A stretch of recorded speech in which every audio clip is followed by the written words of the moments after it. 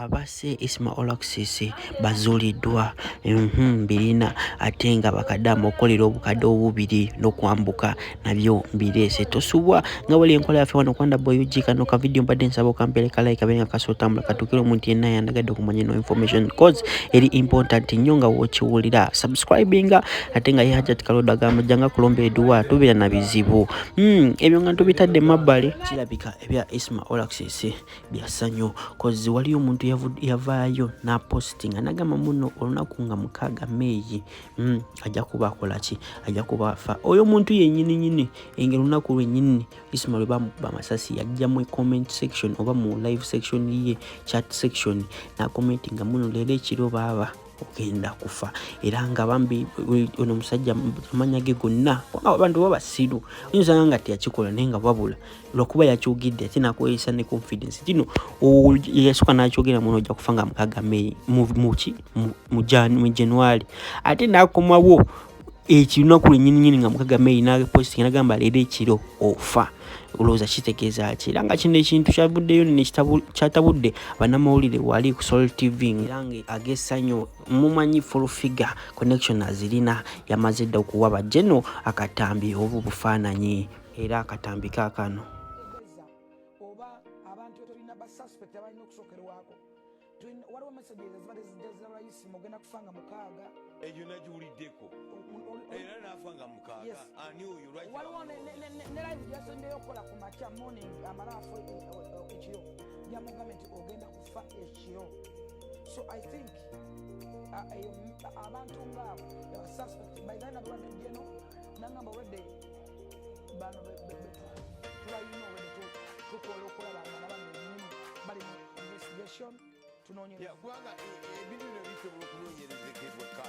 n'ozuula gye bivudde ojasobola biteekayo abo babeera bagezi ebya Isma olaxes nga tubivuddeko ate nga ebyabakadde amasanyu jerere wali Saudi Arabia kale Saudi Arabia, Oman, Bahrain, Iraq government yavuddeyo neteesa obagamba ntino sejirinya yavuddeyo na wayi proposal ye era nga parliament ya Uganda yavuddeyo nejikiririzaamu negamba muno balina okukola minimum wage rate tino kadama yena agende bweru alina okuba afuna obukadde obubiri asingirayo ddala bagambe tino minimum wage rate tino asemberayo ddala alina okuba nga afuna million 2 era nga bino ebintu ane sejirinya era abadde kabengi tino yagispearheadinze lwa nsonga y'abakaddamu okuba nga bagamba muno ogenda kukola obukadde bubiri n'otuuka eri nga bakuwa mitwalo 8 era nga zino ensonga gavumenti ya Uganda egenda tula ne gavumenti ya Saudi Arabia babeere nga bakola ki bakiteesako era nga wuno nga byogerako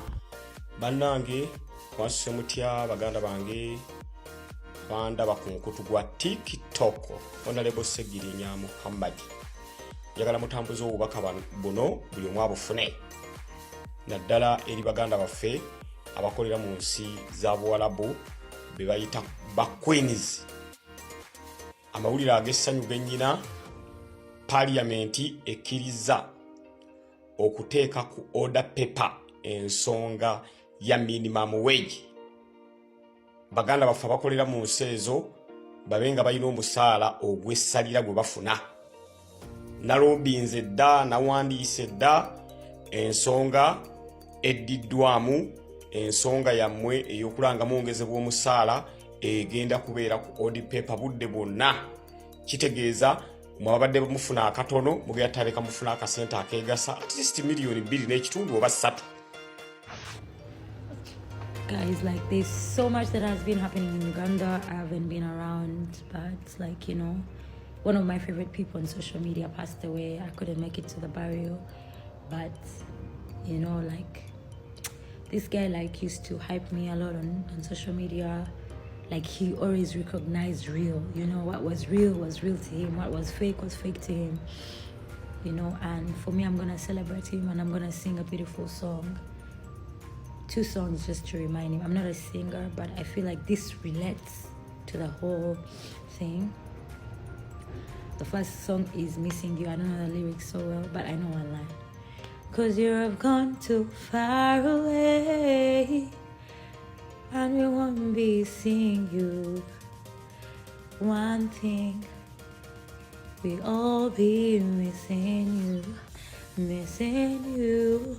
'Cause you've gone too far away, and we won't be seeing you. One thing, to be honest, we all be missing you. Missing you. And like, there are some people that are candles, they light, you know, they don't need the people who always light rooms, the people who always light different places. And there's a beautiful song called Candle, and I'm gonna just sing it for Isma. There are people who call him Isma. Ishmael is still the same thing. The song is called Candle.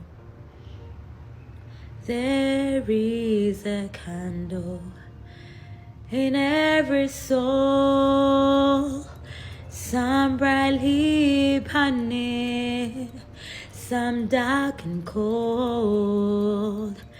There is a spirit who brings the fire, so carry your candle for all to see.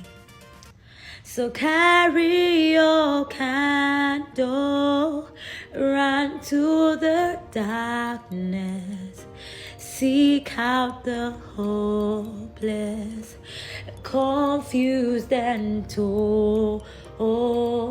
Hold on your candle for all to see. So take your candle, go light the world. So take your candle and go light the world. Rest in peace. Family emu wabaddewo omulenzi last week or last 2 weeks back, I think, yakola omukolo n'akyala maka gumuvuka ava Dubai, bamuta aviator n'awasa omuwala mu maka bamwita Mina. Muwala kiwala kirungi nnyo, tekivumanga ku muntu, n'omwenzi tavumanga ku muntu. Balenzi baluzungu nnyo bayigirize, balina love ennungi ennyo ekwegombesa okuyigiza n'okwagala. Omwana yavaayo ku social media n'amugamba, muwala ali lubuto, n'amugamba oli kiwala kimpi, oli kibi, bagenda nakkubaga bubazi nga mbizi. Basiraamu balina kkubaga nga mbizi nga mukoze eki tewali ku mukolo gwe. Ekituufu kiri nti omuntu akubambira SPD. Omulala omuvubuka akyalina mu kkooti kuvuma bantu, n'avaayo n'amugamba mwafumbye ebimere bya mbizzi ewaka watunula ng'ebimere by'embizzi. Omusajja alina pain, yazze asirike kubanga ebintu ebimu bwe biba bitambula osirika. By the way, njagala otegeeza abantu bangi bavuddeyo bagamba full figure yaddako. By the way,